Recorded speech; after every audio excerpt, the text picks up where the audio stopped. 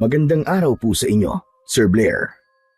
Lalong-lalo na po sa mga giliw ninyong tagapakinig at taga-suporta sa inyong mga YouTube channel na The Voice Addict at mga kwento ni Apong Isaac.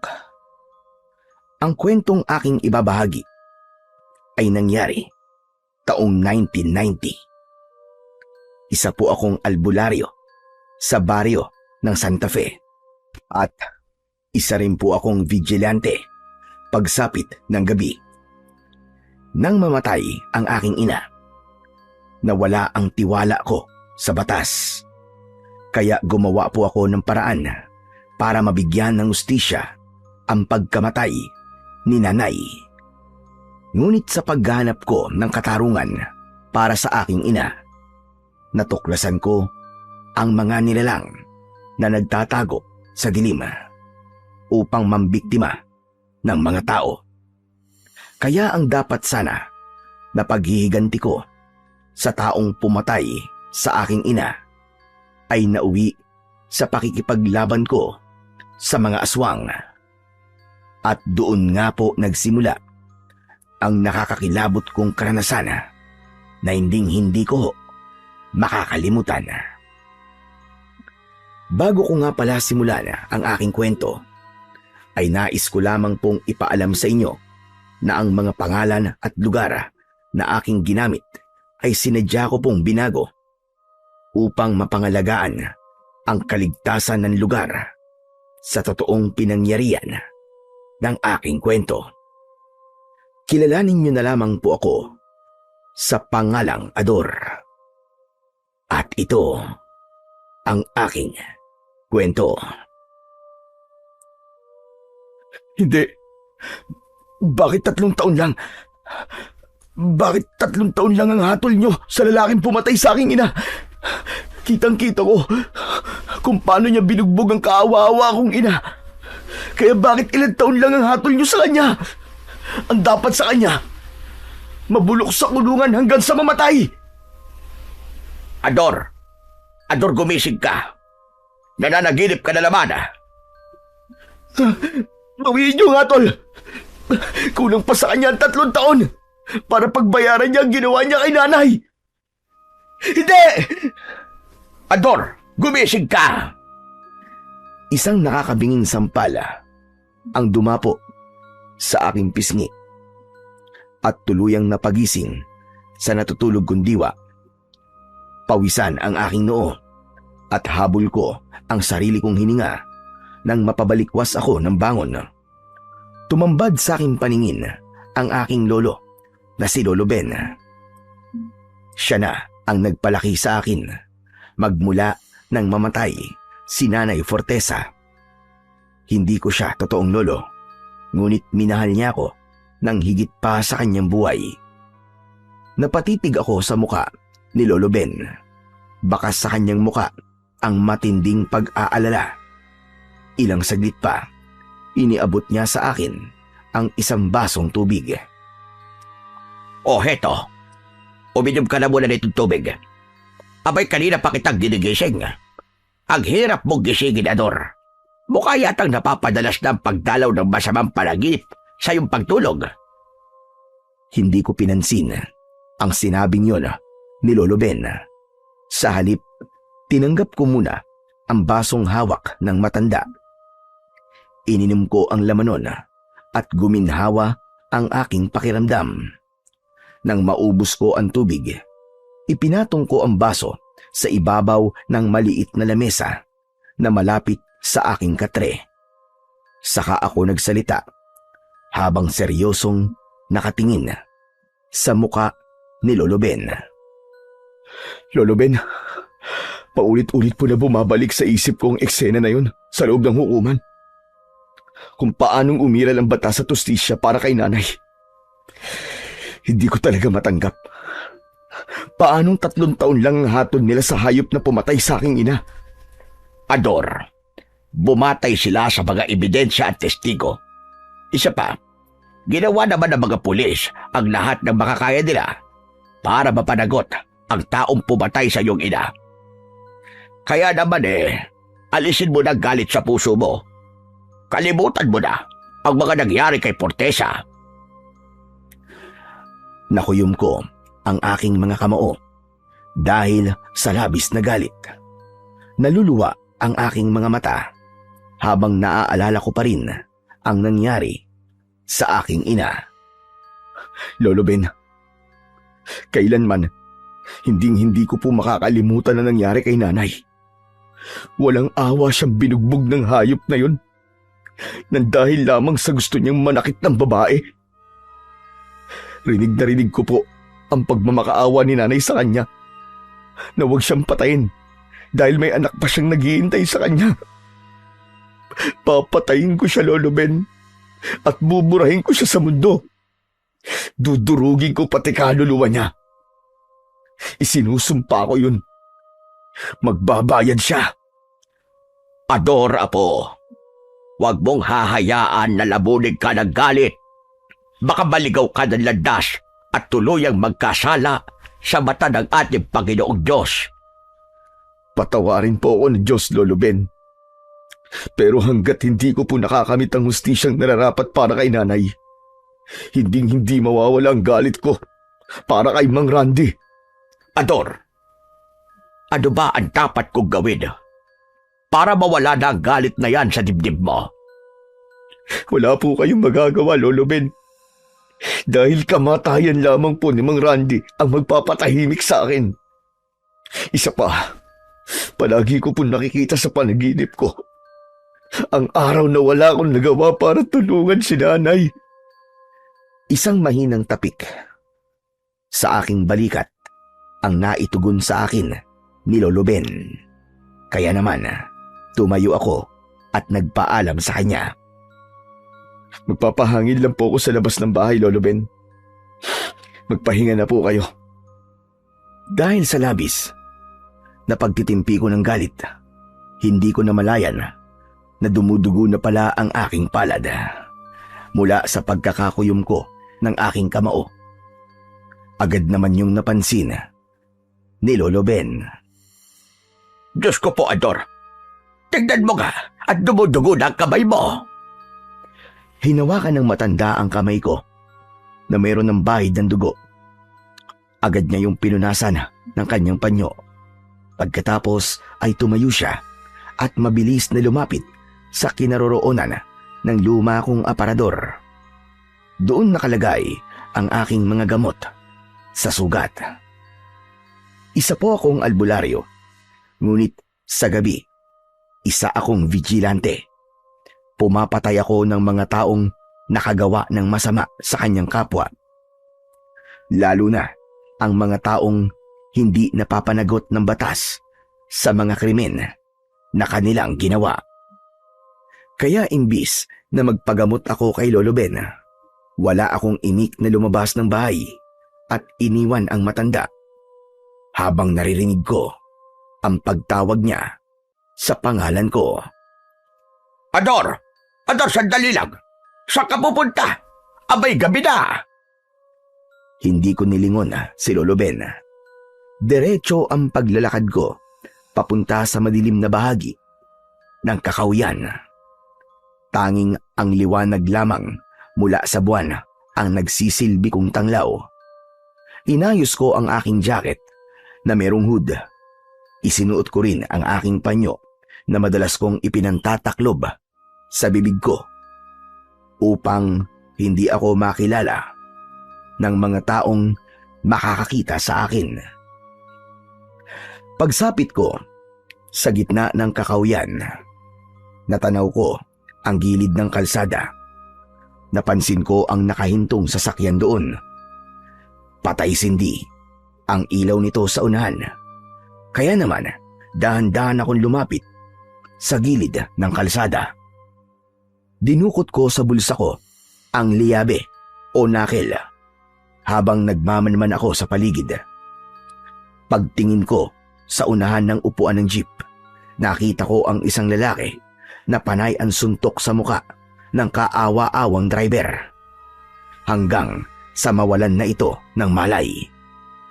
Wala ng pasahero ang lalaking binugbog niya, kaya inisip ng salarin na walang nakakita sa kanyang ginagawa. Sinadya kong pumuesto sa tapat ng poste ng kuryente na merong ilaw upang makita niya ako. Nang mga sandaling yon, nanginginig na talaga ako sa galit. Lalo na nang makilala ko ang lasing. Siya si Bernie, ang lalaking madalas na may kaso sa aming barangay dahil sa pambubugbog niya sa sarili niyang asawa at mga anak. At dahil takot ang kanyang asawa, nakasuhan siya. Palagi na lamang itong naabsuelto at nakakalaya. Ito na ang magiging katapusan ng kayabangan mong hayop ka. Bulong ko sa aking sarili habang hindi ko inaalis ang aking paningin sa kinaroroonan ni Bernie. Inapkapan muna nito ang bulsa ng lalaki bago siya lumabas ng jeep. Pero bigla siyang natigilan nang makita niya akong nakatayo sa kanyang harapan. Pilit niyang inaninag ang aking muka habang nagtatanong kung sino ako. Hindi mo na kailangan malaman kung sino ako dahil hindi ka nasisikatan ng araw. Nang mapagtanto ni Bernie, nabanta ako sa buhay niya. Sinubukan niya akong atakin ng kanyang suntok. Ngunit sinalubong ko ng liyabe ang kanyang kamao. Tumama ang suntok ko sa kanyang kamao. Namilipit siya dahil sa sakit. Napasigaw siya sa sobrang galit at muli niya akong inatake ng suntok. Ngunit mabilis akong nakailag. Saka ko siya binigwasan ng dalawang magkakasunod na suntok na direktang tumama sa kanyang sikmura at tagiliran. Bumagsak siya sa mabatong kalsada, kasunod ng pagsuka niya ng dugo. Nilapitan ko siya at kinuwelyuhan ko siya sa damit. Ngayon mo gamitin sa akin ang tapang mo kanina habang binubugbog mong lalaking walang kalaban-laban sa'yo. Anak ka ng teteng. Hindi ko na pinaporma pa si Bernie. Hindi mabilang na suntok ang tumama sa kanyang muka. Ilang beses ko siyang pinagbababayo ng aking kamao na merong suot na nakil. At habang sinusuntok ko si Bernie, ang muka ni Mang Randy ang nakikita ko. Nagbabago ang tingin ko sa mga taong pinapatay ko sa tuwing nakakaramdam ako ng matinding galit. Sinubukan ni Bernie na gumanti sa akin ng suntok. Ngunit mabilis akong nakaiwas. Mas lalong nandilim ang aking paningin at pinagsisipa ko siya sa kanyang tadyang. Gumapang siya sa kalsada habang humihingi ng tulong. Ngunit walang ibang tao sa lugar na yon. Inilinga ko sa paligid ang aking paningin. Nakita ko ang isang kahoy sa gilid ng kalsada. Nilapitan ko yon at dinampot ko. Pagkatapos, muli akong lumapit kay Bernie at ipinalo ko ang kahoy sa kanyang ulo. Umagos ang dugo sa kanyang noo. Napahandusay siya sa mabatong kalsada. Saka ko siya pinagsususuntok sa muka hanggang sa siya ay mamatay. Tumayo ako habang habol ang aking hininga. Binagmasdan ko ang basag-basag na muka ni Bernie. Halos hindi na ito makilala dahil sa mga dugong umaagos sa kanyang muka. Pagkatapos kong gawin ang pagpatay sa kanya, hinila ko siya at dinala ko siya sa kinaroroonan ng jeep. Iniwan ko ang kanyang bangkay malapit sa gulong ng sasakyan. Napansin ko na bahagyang umangat ang ulo ng driver na parabang nagkamalay na ito. Nakita niya ang ginawa ko. Nagpasalamat siya sa akin pero muli siyang nawalan ng malay. Pagkalipas ng ilang minuto, naglakad ako papalayo sa lugar na yon na parabang walang nangyari. Nang malapit na ako sa bahay, isinilid ko sa aking bulsa ang nakil. Pagdating ko, nadatnan kong nakaabang na sa akin si Lolo Ben. Malapit siya sa pintuan ng balkonahe. Agad niya akong nilapitan habang bakas sa kanyang muka ang labis na pag-aalala. Ador, saan ka ba nagpunta? Nagpahangin lang po ako, Lolo Ben. Teka, sandali ka. Bakit may sugat ka? Ano nangyari sa kamay mo? Nagpalipas lamang po ako ng galit dun sa kakawyan. Sinuntok ko po ang katawan ng puno para mabawasan po ang galit na nararamdaman ko. Hindi mo kailangan saktan ang sarili mo, Ador. Bakit ka ba nagkakaganyan? Dati naman hindi mo ginagawa ang bagay na ito. Hindi ko na po kasi kayang kontrolin ang nararamdaman kong galit eh. Pasensya na po kayo, Lolo Ben. Kaya pati po kayo, pinag-aalala ko. Sigurado ka ba? Nakahoy ang sinuntok mo. At hindi tao. Hindi ko sinagot ang tanong na yon ni Lolo Ben. Sa halip pumasok ako sa loob ng bahay. Hindi natuwa ang matanda sa ikinilos ko. Kaya hinabol niya ako hanggang sa loob ng sala. Hinablot niya ang hood ng jacket ko. Sa kanya ako hinawakan sa tagkabilaan kong braso. Ador, tinatanong kita. Sagutin mo ang tanong ko at huwag kang umiiwas. Hindi kahoy ang sinuntok mo. Tama ba? Lolo Ben, hindi po ako nagsisinungaling sa inyo. Kahoy talaga ang sinuntok ko kanina. Wala po ba kayong tiwala sa akin? May tiwala ako sa iyo, Ador. Kaya lamang, abay nag-aalala ako sa mga kinikilos mo. Para bang meron kang ginagawang mali. Wala po akong ginawang mali, Lolo Ben. Kaya bitiwan niyo na po ang braso ko. Gusto ko na pong magpahinga. O sige na. Kalimutan mo na lang ang mga sinabi ko. Hindi na ako mag-uusisa sa iyo. Magpahinga ka na. Sandali lang. Lilisin mo muna ang sugat mo bago ka matulog. Salamat po sa pag-aalala, Lolo Ben. Sana nagkamali ako ng hinala sa iyo, Ador. Ayokong malaman na ikaw ang dahilan ng kaguluhan sa baryong ito. Hindi ako nakapagsalita dahil alam ko sa akin sarili na totoo ang lahat ng mga sinabi ni Lolo Ben. Imbis na makipagtalo ko sa kanya, wala akong imik na pumasok sa loob ng aking kwarto. Isinara kong mabuti ang aking pinto. Saka sumandala sa dingding nito. Itinaas ko ang aking kamao na puno ng dugo. May sugat yon dahil sa epekto ng liyabe o nakel sa aking kamay. Maya-maya pa ay hinubad ko ang aking damit. Nilinisan ko ang aking sarili bago ako nahiga sa aking katre. Kinabukasan, kumalat ang balita tungkol sa pagkamatay ni Bernie. Lumabas sa imbestigasyon ng mga pulis na ipinagtanggol lamang ng driver ng jeep na si Mang Teryo ang kanyang sarili dahil sa pang-hold up ni Bernie sa kanya. Hindi sinabi ni Mang Teryo ang tungkol sa ginawa ko. Sa halip ay inako niya ang pagpatay kay Bernie. Ngunit sa huli ay pinalaya rin siya ng mga pulis dahil napatunayan na self-defense lang ang nangyari. Pero kahit ganun ang naging resulta ng imbestigasyon ng mga pulis, hindi naniwala si Lolo Ben. Patuloy niya akong pinagdududahan. Kaya habang kumakain kami ng tanghalian ng oras na yon, muling naungkat ng matanda ang tungkol sa nangyari kay Bernie. Ayoko sanang sabihin sa iyo to, Ador.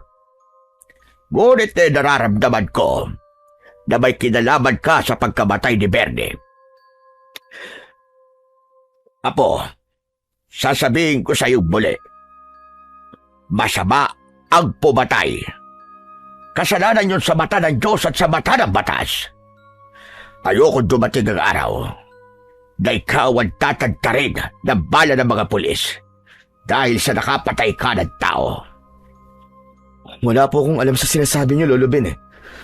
Teka, kung makapagsalita po kayo, Para bang sigurado kayo na ako ang pumatay kay Bernie ah. Lolo Ben, hindi ko po yun magagawa. Huwag niyo po sana akong pag-isipan ng masama. Pambihira. Ganyang klaseng tao na po ba ang tingin niyo sa akin? Hindi naman sa ganon, Ador. Ayoko lang na matulad ka sa ibang tao na naliligaw ng landas. Lolo Ben, tamang landas po ang tinatahak ko. Kaya't sana naman po, tigilan niyo na po ang kakatanong sa akin ng ganyan. Nasasaktan po kasi ako sa mga sinasabi niyo eh. Dahil paulit-ulit po kayo sa pagtatanong. O siya, sige. Pasensya ka na, Apo. Kung nagiging makulit ako sa pagtatanong sa'yo. Sige na, kumain ka na. Ipagpatuloy mo na yan. Baka sa boses ni Lolo Ben na nasaktan ko siya sa mga sinabi ko. Dahil pagkatapos nun, tumayo siya at umalis sa harap ng lamesa. Binaliwala ko ang naging reaksyon ng matanda at ibinaling ko na lamang ang aking atensyon sa aking pagkain. Pagkatapos kong kumain, inilagay ko ang aking pinagkainan sa lababo. Ngunit bigla kong natigilan nang marinig ko ang boses ni Magda. Kaibigan ko siya at madalas ko siyang kasama nung mga bata pa kami. Nagbago lang yon nang magdalaga siya at pinaghihigpitan ng kanyang ina. Kaya naman, mabilis akong lumabas ng kusina at nagtungo sa pintuan ng aming balkonay. Nakita ko si Magda. Umiiyak siya. Marami rin siyang pasa sa katawan. Namumugto ang kanyang mga mata. Halata na kanina pa siya umiiyak. Nilapitan ko siya at hinawakan ko ang kanyang mga kamay. Magda, ano nangyari sa'yo? Bakit ganyan ang itsura mo? Mas lalong napahagulgol ng iyak si Magda. Sa kanya sinagot ang tanong ko. Sinabi niyang binugbog na naman daw siya ng kanyang pangalawang ama na si Mang Kanor. Pangalawa siyang asawa ni Aling Tanya, na nanay naman ni Magda. Bakit ka naman sinaktan ni Mang Kanor? Pasigok-sigok na sinagot ni Magda ang tanong ko. Sinabi niyang wala raw siyang pambili ng alak para kay Mang Kanor, kaya raw siya binugbog nito. Bigla akong nakaramdam ng awa para sa dalaga, habang pinagmamasdan ko ang mga latay at pasa niya sa kanyang katawan. Inalalayan ko siyang pumasok sa loob ng bahay. Pagkatapos ay pinaupo ko siya sa bangko na gawa sa kawayan. Kumuha ako ng tubig at pinainom ko siya. Saka lamang siya kumalma. Nakayuko siya habang nilulubid niya ang kanyang mga kamay. Napakasama talaga ng hayop na yun, Magda. Bakit ba nagtitiis si Aling Tanya sa lasinggero na yun? At saka, bakit ka nagtitiis sa poder ng nanay mo kung palagi ka naman sinasaktan ni Mang Kanor? Aba, kung ako sa'yo, umalis ka na sa bahay niyo. Kung gusto mo dumito ka na muna sa amin. Sunod-sunod na pag-iling ang itunugon sa akin ni Magda. Hindi raw niya maiiwan si Aling Tanya dahil nag-aalala siya para sa kaligtasan ng kanyang ina. Kung ganun, tinatakot ka ni Mang Kanor, tama ba? Tumango si Magda. Pagkatapos ay malungkot siyang tumingin sa aking muka. Nakiusap siya. Nagamutin ko na lamang ang kanyang mga sugat. Sige, walang problema. Gagamutin ko ang mga sugat mo. Pero pagkatapos nito, pag-uusapan natin ang totoong dahilan kung bakit takot na takot ka kay Mang Kanor. Hindi na ako nakatanggap ng tugon mula kay Magda. Sa halip, nililis niya ang manggas ng kanyang bestida. Tumambad sa aking paningin ang maraming pasa na nakatago lamang sa suot niyang damit. At hindi ko inaasahan na bukod sa pasa ay meron pa siyang paso ng sigarilyo sa kanyang balat Malapit yon sa kanyang dibdib.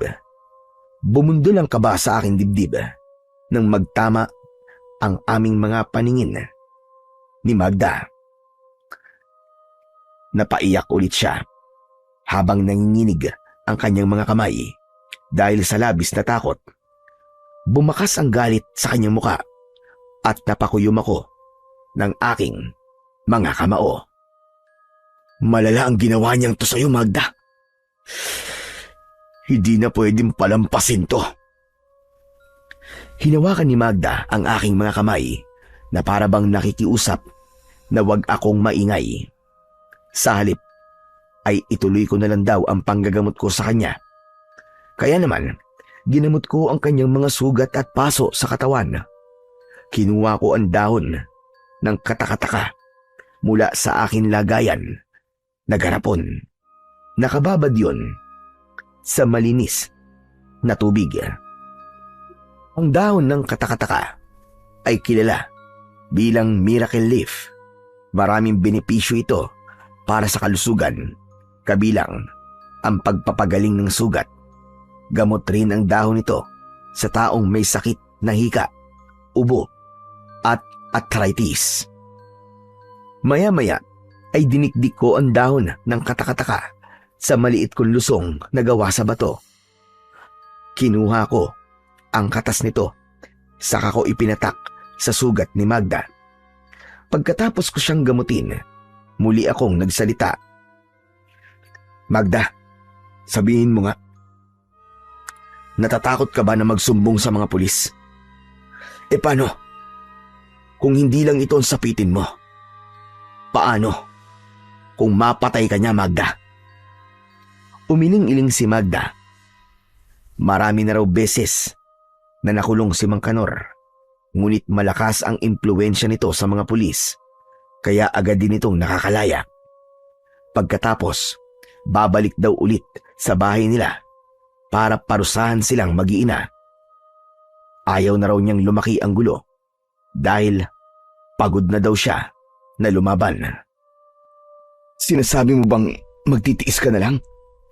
Hahayaan mo na lang ba nasaktan ka ni Mang Kanor? Tumango si Magda at tahimik na napaiyak habang nakatungo. Akala mo ba hindi ko alam na bukod sa pambubugbog ni Mang Kanor ay meron pa siyang ibang ginagawang kahalayan sa'yo? Tama ba? Patunay ang mga paso mo ng sigarilyo sa iyong dibdib. Kaya hindi ka makakapagsinungaling sa akin, Magda. Tuluyan ang napahagulgol ng iyak si Magda. Kaya naman, nilapitan ko siya at niyakap ko siya ng maigpit. Maya-maya pa, nakita kong lumabas ng kwarto si Lolo Ben.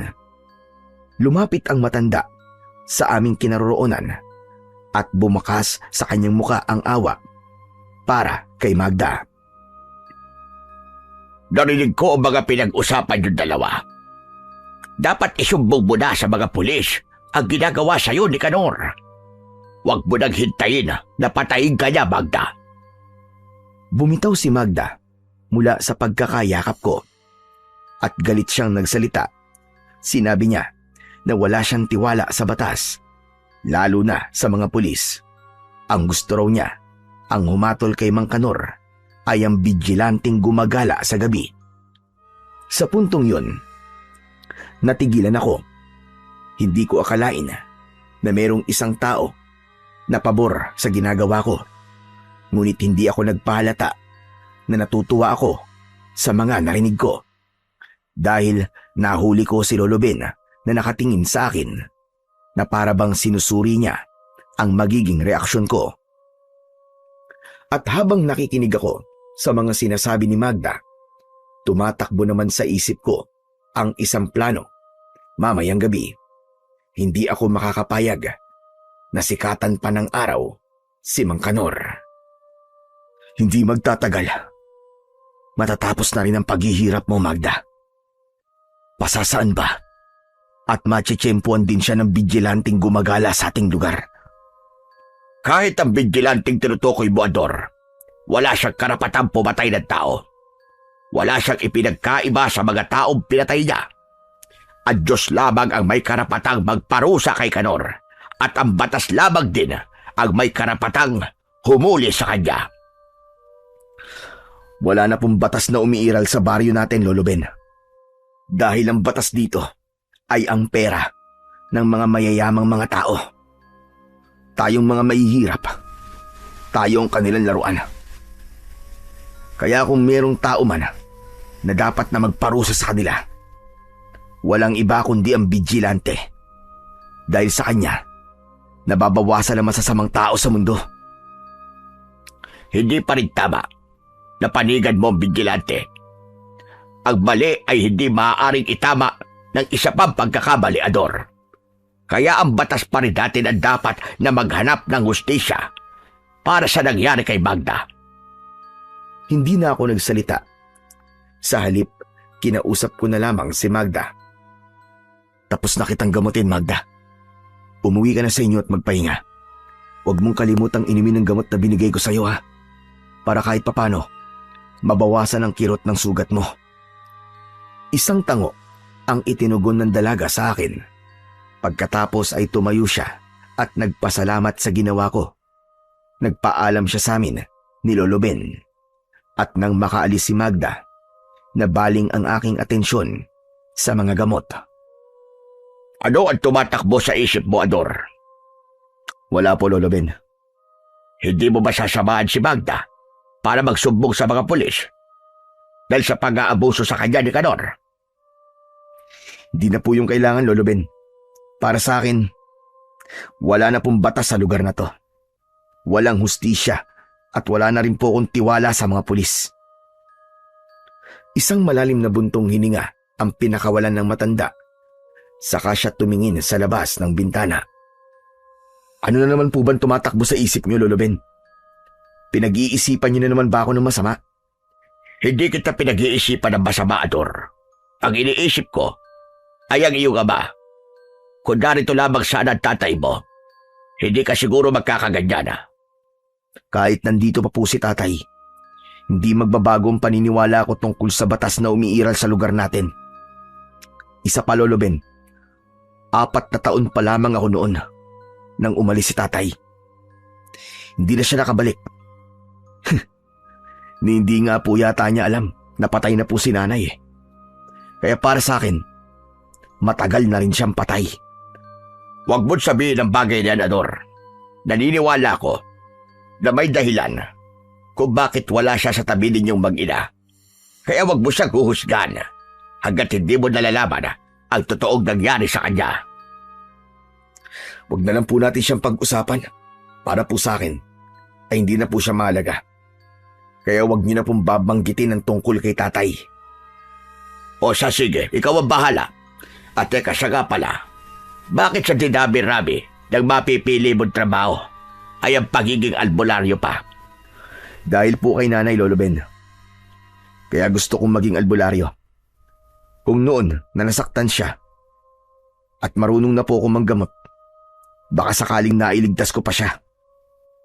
Kahit ginamot mo kagad si Fortesa, hindi mo na siya may liligtas pa dahil sa mga nabuong dugo sa kanyang ulo. Kahit na ho, ang mahalaga po, sinubukan ko siyang iligtas. Tsaka tama na po, Lolo Ben. Ayoko na pong maalala ang nangyari kay nanay. Sige o, lalabas na po muna ako ng bahay. Maiwan ko na po kayo. Para bang binabayo ng maso ang puso ko nang maalala ko ang bahaging yun sa nakaraan ko, kung paanong naging miserable ang buhay ko at namuhay ng mag-isa sa piling ng ibang tao. Nakuyom ko ang aking kamao at mas piniling mapag-isa. Nagtungo ako sa likod ng bahay para magsibak ng kahoy. Yun ang lihim kong paraan upang mapanatili ang aking lakas. Bahagi yun ng aking pagsasanay sa pakikipaglaban. Pagsapit ng gabi, kung saan ay tahimik ang paligid, sinilip ko si Lolo Ben sa loob ng kanyang silid at palihim kong kinuha ang kanyang liyabe. Nakalagay yon sa luma niyang baul. Pagkatapos, isinuot ko ang kulay itim kong jacket na merong hood. Kasunod ng paglalagay ko ng taklob sa aking bibig, na ang nakalabas lamang ay ang aking mata. Magaan ang aking mga paa na tinahak ang daan papunta sa bahay ni Magda. Ito na ang tamang oras para tapusin na ang kasamaan ni Mang Kanor. Pagkarating ko sa bahay ni Magda, pumwesto ko sa tapat ng kwarto ng dalaga. Idinikit ko ang aking tenga sa dingding. Pagkatapos ay pinakinggan kong mabuti ang mga nangyayari sa loob. Hindi nga ako nagkamali. May ginagawa na naman si Mang Kanor na kahalayan kay Magda. Nanginginig ang aking katawan dahil sa galit. Lalo na nang marinig ko ang impit na iyak ng dalaga. Narinig ko na bumukas ang bintana ng kusina. At lumabas doon ang nanay ni Magda na si Aling Tanya habang taklob ng kanyang palad ang sarili niyang bibig. Napaupo ito at napabaluktot habang pinipigilan ang paglabas ng kanyang boses habang umiiyak. Nakuyom ko ang aking mga kamao at ipinangako ko sa akin sarili na simula sa gabing yon ay matatapos na ang kanilang kalbaryo.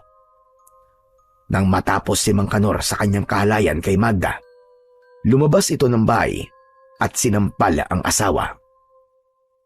Sinabi nito na linisan ang katawan ni Magda dahil pagkatapos daw niyang maligo ay sisiping ulit siya sa anak nito. Isang tango lamang ang naitugon ni Aling Tanya sa sinabi ng kanyang asawa. Wala siyang magawa dahil takot na takot siya sa kanyang kinakasamang balasubas. Maya-maya pa ay naglakad si Mang Kanor papunta sa ilog para maligo. Pasipol-sipol pa ito na para bang walang ginawang kahalayan sa aking kaibigan. Humanda ka sa akin ngayon.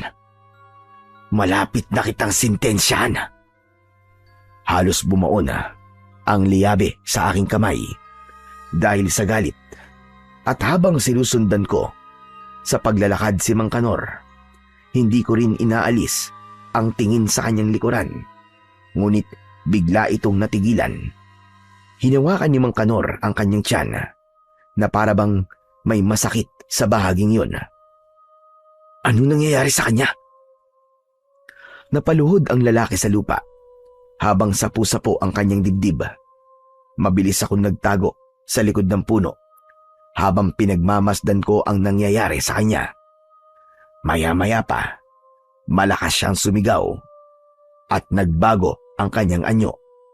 Naging taong baboy ramo siya. Nakabuka ang kanyang palad habang umaangil na nakatingala sa langit. Anak ng putya! Aswang si Mang Kanor! Paano nangyari yun? Sa pagbaba ng muka ng aswang, napalingon siya sa gawi ko. Mabuti na lamang at nakapagtago ako bago pa siya mapatingin sa kinaroroonan ko. Nagtanong ito kung sino ang nasa paligid niya, kaya mas lalo akong nagtago. Maya-maya pa ay naglakad siya papunta sa ilog.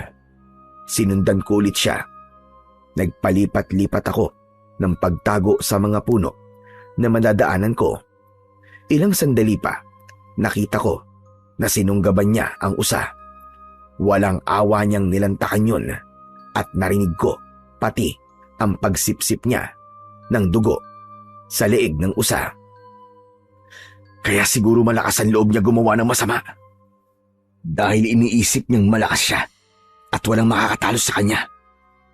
Kahit aswang ka pang hayop ka, papatayin kita. Agad akong lumundag papunta sa kinaroroonan ng aswang. Nagpambuno kaming dalawa hanggang sa makarating kami sa gilid ng ilog. Bumagsak kami sa tubig. Binigwasan ko kagad siya ng suntok sa kanyang muka. Dumugo ang kanyang bibig dahil sa nalagas niyang mga ngipin. Gumanti siya sa akin ng kalmot at tinamaan niya ako sa dibdib. Nang maramdaman ko ang sakit, mas lalo akong nagalit. 5 beses na tumama sa kanyang muka ang mga suntok ko Halos madurog ang kanyang bungo sa lakas ng kamao ko. Kahit aswang ka pa, hindi kita aatrasan. Papatayin kita. Ito na ang huli na makakagawa ka ng kasalanan sa kaibigan ko. Anak ka ng teteng. Pinilipit ko ang leeg ng aswang na si Mang Kanor. Dilat ang kanyang mga mata nang bumagsak siya sa tubig. Hinayaan ko siyang tangay ng agos. Saka ako umahon sa ilog. Pero natigilan ako nang tumambad sa aking paningin ang isa pang nilalang na nakatayo sa aking harapan. Nakatingin siya sa akin habang nanlilisik ang mapula niyang mga mata. Umangil ito ng malakas. Tumulo ang malapot niyang laway habang nakalitaw ang malalagari niyang mga ngipin. Huwag kang lalapit. Dahil kung hindi, matutulad ka sa aswang na pinatay ko. Hindi siya natinag sa sinabi ko. Sa halip, humakbang siya ng dahan-dahan papalapit sa aking kinaroroonan. Tila tumigil ang aking paghinga nang bigla siyang lumundag papunta sa akin. Sinalubong ko siya ng suntok bago pa man niya maibaon sa aking laman ang kanyang mga pangil. Nagpambuno kaming dalawa sa tubig. Tinamaan niya ako ng suntok sa muka. Nagulat ako na mabilis siyang lumangoy papunta sa kinaroroonan ng katawan ni Mang Kanor. At mula sa aking harapan, nilantakan niya ang katawan nito. Nilapitan ko ang aswang at inatake ko siya ng suntok sa kanyang likod. Pero hindi siya natinag. Hinarap niya ako at sinunggaban niya ako ng kagat sa aking balikat. Naramdaman ko ang pagbaon ng kanyang mga pangil sa aking laman. Sinubukan kong makawala mula sa maigpit niyang pagkakakapit sa aking mga balikat. Ngunit masyado siyang malakas. Hindi ka magtatagumpay! Hindi ko hahayaan na manaig kang aswang ka! Natigilan ang aswang. Napaatras siya at dali-dali siyang umahon sa tubig. Naiwan naman ako habang nagtataka sa naging reaksyon ng taong baboy ramo. Napasulyap ako sa gawi ni Mang Kanor. Bumalik na ito sa dati niyang anyo bilang tao. Ngunit wakwak na ang tiyan at may 2 butas sa leeg dahil sa kagat ng aswang.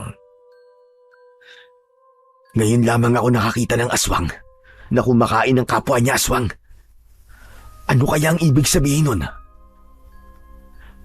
Maya-maya pa ay naramdaman ko ang pananakit ng aking balikat na merong kagat ng aswang. Umahon ako sa tubig at mabilis na tinahak ang daan pabalik sa bahay. Napalinga ako sa paligid dahil pakiramdam ko merong nagmamatsyag sa akin. Kaya naman, mabilis akong tumakbo para makaalis sa lugar na yon. Pagdating ko sa bahay, dumaan ako sa bintana at maingat akong pumasok sa loob ng aking silid. Halos mapangiwi ako sa labis na sakit nang tanggalin ko ang aking damit. Agad kong pinatakan ng langis ang aking mga sugat. Pagkatapos, nagsindi ako ng gasera at itinapat ko sa apoy ang aking liyabe. Yun ang aking ginamit upang patayin ang kamandag ng aswang sa aking sugat. Pagkatapos kong gamutin ang aking sarili at makapagpalit ng damit, bigla kong naalala ang tungkol sa nilalang kanina. Hindi ko maintindihan kung bakit kinain ng aswang na yon ang lamang loob ni Mang Kanor. At saka, hindi niya ako tinuluyang kanina kahit meron na siyang pagkakataon para patayin ako. Nahulog ako sa malalim na pag-iisip habang pilit kong inaalala ang malakas na aswang na nakalaban ko kanina. Kaya naman, kinabukasan, pagkatapos kong manggamot sa 2 pasyente ko, kinausap ko si Lolo Ben habang nakaupo kami sa balkonahe at nakatanaw sa labas. Lolo Ben, naniniwala po ba kayo sa masasamang nilalang na nagtatago po sa dilim? Ang ibig ko pong sabihin yung tungkol po sa mga aswang. Natigilan ang matanda at napatingin siya sa akin. Napakunot ang kanyang noo na para bang sinusuri nito kung tama ang kanyang narinig mula sa akin. Aswag ba ka mo? Ang sinabi mo, Haador? Opo, Lolo Ben. Isang nilalang na nag-aanyong baboy ramo. Ngunit ang kalahati ng kanyang katawan ay sa tao. Aba, paano mo nalaman ang tungkol sa nilalang na yun, Haador? Bigla ang pagbundol ng kaba sa aking dibdib. Hindi pwedeng malaman ni Lolo Ben na ako mismo ang nakakita sa aswang. Ano ho kasi? Narinig ko lang po sa mga matatandang nag-uusap kanina na meron daw pong aswang ang minsan ang sumalakay sa baryo natin at ganun daw ho ang itsura. Dati ko nang alam na merong aswang nga na naminsala sa baryo namin. Ngunit matagal na yun at hindi ko kagad yun pinaniwalaan. Yun ang naisip kong paraan upang hindi ako paghinalaan ng matanda. Abay, matagal na yun. At wala nang aswang sa baryo natin. Teka, bakit parang nagkaroon kayata ng interes sa isang kampo ng kadiliman? Gusto ko lang po malaman, Lolo, kung anong uri po ng aswang ang may ganong klaseng anyo. Ang nilalang na merong ulo ng kahawig sa baboy ramo at kalahati ng katawan ng tao ay tinatawag na aswang na awok. Aswang na awok? Ano po ang kakayahan ng aswang na awok? Ang awok ay may kakayahang mag-anyong baboy ramo. Malakas siya, lalo na sa kabilugan ng buwan. Kaya rin niya magpalit-palit ng anyo kahit pa merong presensya ng araw. At higit sa lahat, kaya niyang magpasa ng pagiging aswang niya sa taong makakakuha sa kanyang iniluwa na perlas. Pero nangyayari lamang yun kapag malapit na siyang mamatay o di kaya naman kapag nasugatan siya sa labanan at naramdaman niyang mamamatay na siya. Paano naman po makakapagpasa ng perlas sa ibang tao ang awok kung mamatay na siya? Merong kapangyarihan taglay ang perlas na parabang isang hipnotismo. Sa sandaling makita mo ang perlas ng awok, maakit kang damputin yun. Hindi mo makokontrol ang sarili mo na hindi damputin ang perlas at hindi isubo sa bibig mo. Merong malakas na puwersa na magtutulak sa'yo para gawin yun.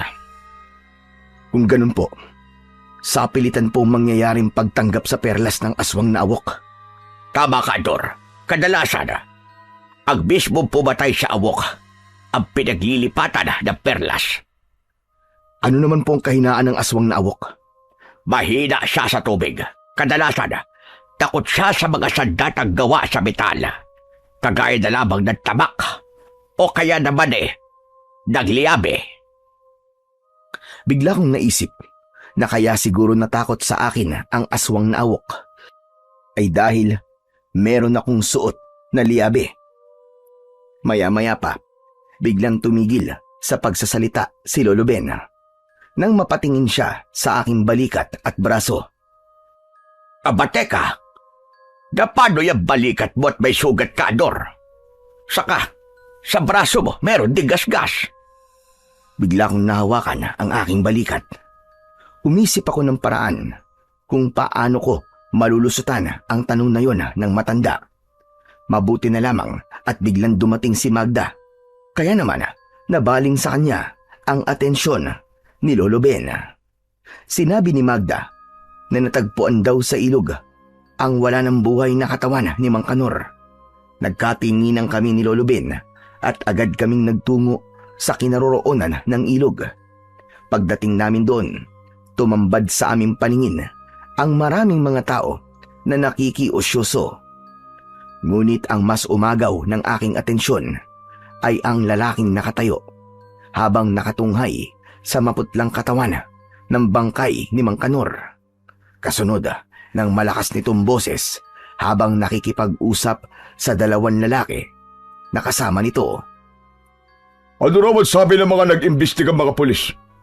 Sino ram pumatay sa taong ko na si Kanor? Nang hindi makapagsalita ang isa sa mga lalaki at walang maisagot sa tanong nito, sa harap mismo ng maraming tao, sinuntok at sinipa nito ang sarili niyang mga tauhan. Natigilan ako, nanginig ang aking mga tuhod. Nakuyom ko ang aking mga kamao dahil sa labis na galit. Habang hindi ko inaalis ang aking paningin sa kinaroroonan ng mga ito, naluluha akong napabulong sa aking sarili. Hayop ka, Mang Randy. Sa wakas, nagpakita ka rin sa akin. Simula sa araw na to, bilangin mo na ang araw na magtatagal ka pa sa mundong ito. Naramdaman ko ang malamig na kamay ni Lolo Ben sa aking braso. Kaya naman napatungo ako. Bakit, Ador? Sino ang tinitignan mo? Nang sundan ni Lolo Ben ang taong tinitignan ko, naramdaman ko ang panginginig sa kanyang kamay. Para bang alam na nito kung bakit biglang dumilim ang aking anyo. Diyos ko po. Si Randy ba ang nakikita ko? O Polo, siya po si Mang Randy. Ang taong matagal ko nang hinihintay. 3 taon na nakulong si Mang Randy. Ngunit nang makalaya ito, hindi na siya bumalik sa baryo namin. At ngayon, pagkalipas ng ilang taon, muli siyang bumalik bilang isang mayamang sindikato. Nag-aalala na napatingin sa aking muka si Lolo Ben, kaya minabuti kong umalis sa lugar na yon. Ngunit pagdating ko sa bahay, nadatnan ko ang isang lalaki na naghihintay sa balkonahe. May sugat siya sa muka at kitang-kita ko sa kilos niya na meron siyang iniindang sakit sa kanyang tagiliran. Pansamantala kong nakalimutan ang tungkol kay Mang Randy. Agad naman akong lumapit sa kinaroroonan ng lalaki at inalalayan ko siyang pumasok sa loob ng aming bahay. Pagkatapos ay pinaupo ko siya sa bangko na gawa sa kawayan. Sino po kayo? Ano pong kailangan niyo sa akin? Ako si Berting. Kadarating ko lang sa baryo ito. Nanggaling ako sa Maynila. Nalaman ko na isa kang albularyo. Kaya pinuntahan kita rito. Para ipagamot ang sugat ko sa aking tagiliran. Bakit po? Ano po nangyari sa inyo? Hinarang ako ng mga tambay dyan sa labasan. Kinuha nila ang bag ko at inatake ako ng saksak ng isa sa kanilang mga kasama. Kaya ito, inabot ako ng kamalasan. Kung ganun ho pinagnakawan po kayo? Naiparating niyo na po ba ito kay Kapitan? Hindi pa nga dahil abala sila sa pag-aasikaso sa bangkay ng lalaking natagpuan sa ilog. Ganun ho ba? Sige po, gagamutin ko po muna ang sugat niyo sa tagiliran. Agad akong kumilos at inihanda ang mga kakailanganin ko sa panggagamot. Pagkatapos, itinaas ko ang suot na damit ni Mang Berting. Tumambad sa aking paningin ang maliit niyang sugat sa kanyang tagiliran, katabi ng malaking pasa na parabang nanggaling sa malakas na sipa. Hindi naman siguro malala ang tama ko, hindi ba? Oo, hindi naman po malala ang tama niyo sa tagiliran. Mabuti na lang at hindi matalas ang kutsilyong ginamit sa inyo. Mabuti naman kung gano'n. Hala, sige na. Linisin mo na ang sugat ko nang makaalis na ako. Hindi maitago sa anyo ni Mang Berting ang pagkadismaya sa mga nangyari sa kanya. Maya-maya pa, tumagilid siya ng upo upang madali kong magamot ang kanyang sugat. Pagkatapos ay nilagyan ko yun ng langis. Ngunit nagulat ako sa biglang pagtaas ng boses ni Mang Berting. Tumayo siya at namumula ang kanyang muka. Lintik na yan, oh! Ano bang ginamit mo sa sugat ko? Bakit ang hapde? Langis lang po to na merong apdo ng ahas na kobra. Ano? Papatayin mo ba ako, ha? Anak naman ng putya, oo. Hindi nga ako namatay sa saksak. Matotodas naman ako sa abdo ng ahas na yan. Ay, nako. Pambihira naman, oo. Kung alam ko lang na ganyang klaseng albularyo ka, hindi na sana ako nagpagamot sa'yo. Huwag naman po kayo magtaas ng boses. Hindi naman po kayo mamamatay sa abdo ng ahas eh. Subok ko na po ito. Isa pa, hindi niyo po ba alam na mabisang gamot din po ito laban sa tetano mula sa kalawang ng kutsilyong ginamit sa inyo? Wala akong alam dyan sa mga pinagsasasabi mo. Yung normal na gamot lang ang gamitin mo sa akin. Wala na akong nagawa, kundi linisan na lamang ulit ang sugat ni Mang Berting. Nagulat ako sa biglang pagtataas niya ng boses, kaya sinubukan kong pakalmahin ang aking sarili at binaliwala ang kanyang mga sinabi. Teka, sandali lang ho, Mang Berting. Nakilala niyo po ba? Yun ang nakit po sa inyo. Sa kasamaang palad, hindi ko siya nakilala. Teka nga, bakit ba ang dami mong tanong? Kasama ba yan sa pagiging albularyo mo? Hindi naman po. Pasensya na po kayo. Nagmamalasakit lang naman po ako sa inyo eh. Baka kasi kilala ko ang mga taong nanakit sa inyo. Huwag ka nalang bakialam. Tapusin mo ng panggagamot mo sa akin nang makaalis na ako nito. Dahil sa kakaibang ugali ni Mang Berting, hindi na ako nag-usisa pa. Ipinagpatuloy ko na lamang ang panggagamot sa kanya. Pagkatapos ko siyang gamutin, dumating naman si Lolo Ben. Napatingin siya sa gawi ni Mang Berting. May pasyente ka pala. Akala ko wala kang kasama rito. Bakit po, Lolo Ben? May sasabihin lang sana ako sa iyo tungkol sa totoong dahilan ng pagkamatay ni Kanor. Ha? Ano pong dahilan ng pagkamatay ni Mang Kanor? Nalaman ko na biktima ng aswang si Kanor. Dahil sa sinabi ni Lolo Ben, sumingit sa aming usapan si Mang Berting. Teka, sandali lang ho, Tatang. Tama ba narinig ko? Aswang ang pumatay sa lalaking natagpuan doon sa ilog kanina? Oo, tama ka sa narinig mo. Aswang nga ang pumatay kay Kanor. Akala ko, wala nang aswang sa baryo namin. Ngunit meron pa pala.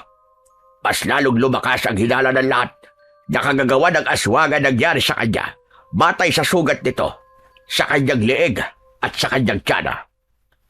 Kung gano'n, seryosong usapin ang nangyari sa biktima. Teka nga, sandali lang. Ngayon lang kita nakita rito. Taga saan ka ba, Amang? Taga rito ho ko, Tatang. 18 taon po akong nakulong. Kaya nawala po ako sa baryong ito. Dati ko na pong alam na mayroong aswang sa lugar na ito. Kaya hindi na po ako masyadong nagulat nang marinig ko sinabi ninyo. Ang totoo, dati akong manunugis ng aswang.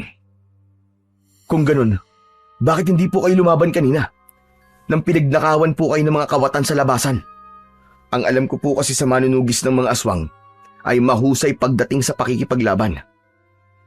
Yun ay dahil gusto ko na ng tahimik na buhay. Ayoko na ng gulo. Siya nga pala, kailangan ko nang umalis. Kailangan ko pa maghanap ng bahay na matutuluyan. Bakit? Wala ka bang pamilya na mauuwian dito? Wala na po akong pamilyang babalikan, Tatang. Galit sila sa akin. Hindi ko nga po alam kung nasa na sila. Hindi rin po nila ako dinalaw sa kulungan. Biglang bumakas ang lungkot sa muka ni Mang Berting. Alam ko ang ganong pakiramdam, ang walang pamilya at mamuhay ng mag-isa. Maya-maya pa, tumayo si Mang Berting sa kanyang kinauupuan na bangko. Bueno, sige o. Kailangan ko nang umalis. Maraming salamat sa iyo, Ador. Walang anuman po. Isang malalim na buntong hininga ang pinakawalan ni Mang Berting, saka siya umalis at tuluyang nawala sa aming paningin. Nagkatinginan naman kami ni Lolo Ben. Ador, may gusto lamang akong itanong sa iyo. Ano po yun, Lolo? Pinakikialaman mo ba ang liyabi ko sa loob ng aking baol? Naku, hindi ho. Tsaka bakit ko naman po pakikialaman ng liyabe nyo? Hindi naman po sa akin yun. Para kasing nagbago ang posisyon ng pagkakalagay ng liabe sa loob ng baul ko. O siya, sige na, kalimutan mo na lamang ang mga sinabi ko. Ganun po ba kahalaga sa inyo ang liabe na yun, Lolo Ben? Mas mahalaga pa sa buhay ko. Dahil marami na yung nailigtas na buhay. Ho? Ano pong ibig niyo sabihin?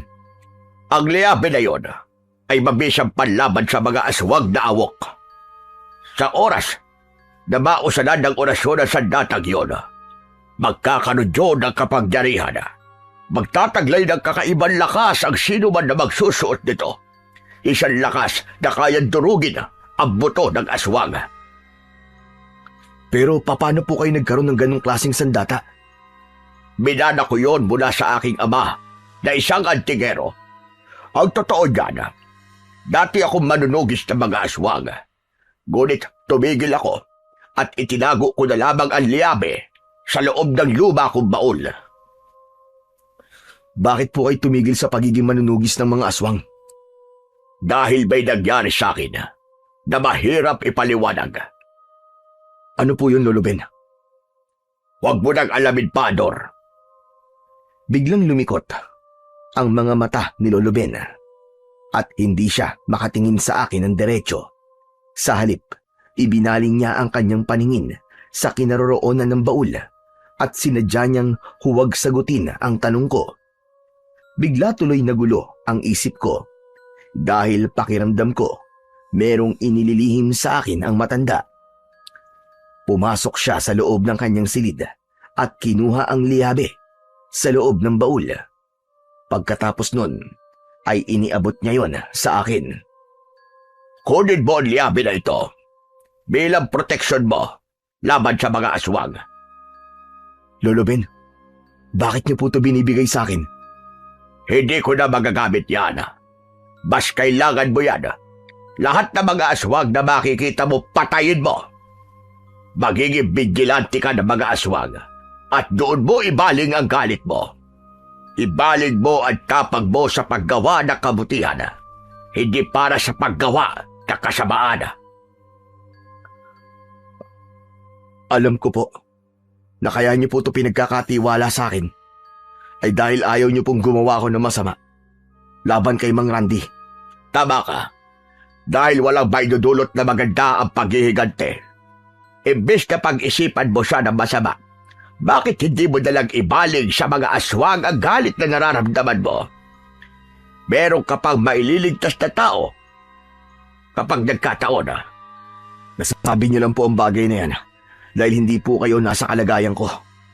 Hindi ko na kailangan malagay sa kalagayan mo, Ador. Ginagawa ko ito para sa'yo, para magkaroon ng direksyon ng buhay mo. Heto ang papel. Nakasulat dyan ang orasyon. Sambitin mo lang yan kapag nalalagay ka sa panganib. Pero pinigilan akong magsalita ni Lolo Ben sa pamamagitan ng pagtapik niya sa balikat ko. Saka siya malungkot na lumabas ng bahay. Naiwan akong natitigilan habang hawak ko ang liabe. Pagsapit ng gabi, tahimik akong lumabas ng bahay. Dala ang liabe at suot ang balabala. Maliwanag ang sikat ng buwan, kaya malinaw kong naaaninag ang daan habang mag-isa akong naglalakad sa mabatong kalsada. Bigla akong nakarinig ng malakas na tawanan ng mga kalalakihan mula sa tapat ng tindahan ni Aling Delia. Lasing na ang mga ito. Malakas rin ang kutob ko na sila ang mga nanakit kay Mang Berting dahil sa bag na nakasukbit sa balikat ng isa sa kanila. Maya-maya pa ay biglang sinabunutan ng isang lalaki ang buhok ni Aling Delia. Pinaluhod siya sa lupa at pilit na kinukuha ang pera nito sa bulsa. Agad akong lumapit sa kanila. Kaya naman, nabaling sa akin ang kanilang atensyon. Mga anak kayo ng teteng, pakawalan niyo si Aling Delia at ako ang harapin niyo. Ngumisi ang isa sa mga lalaki at binasag nito ang bote ng alak. Itinutok niya yon sa akin at sinabing hindi siya natatakot sa akin. Wala akong balak manakit ng tambay na walang silbi. Kaya kung gusto niyo pang mabuhay, umalis na kayo at umuwi sa bahay niyo para matulog. Imbis na makinig sa akin ang tatlong lalaki, sabay-sabay silang nagtawanan. Habang dinuduro nila ako sa muka, sinabi nilang huwag akong makialam sa kanila at ako pa mismo ang kanilang pinauuwi. Mga diablong buang kayo. Ang titigas ng ulo nyo, ha? Hindi na ako nagdalawang isip. Agad ko silang sinugod.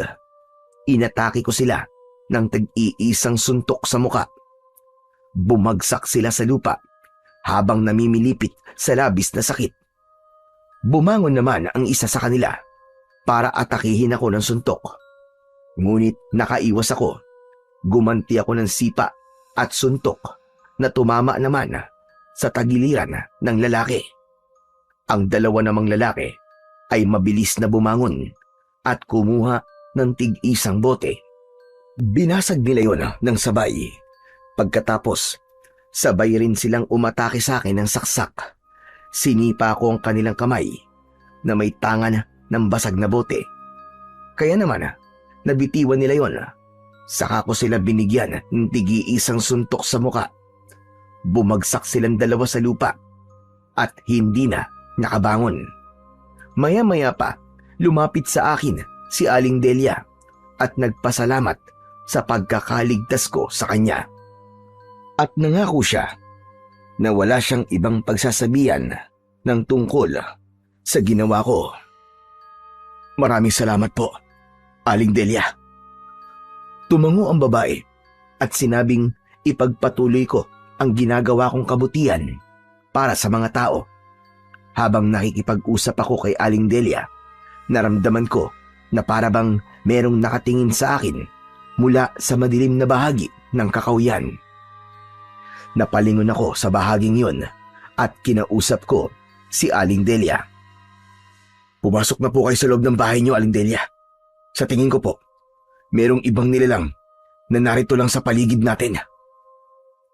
Hinintay ko munang pumasok sa loob ng kanyang bahay si Aling Delia bago ako humarap sa madilim na bahagi ng kakawyan.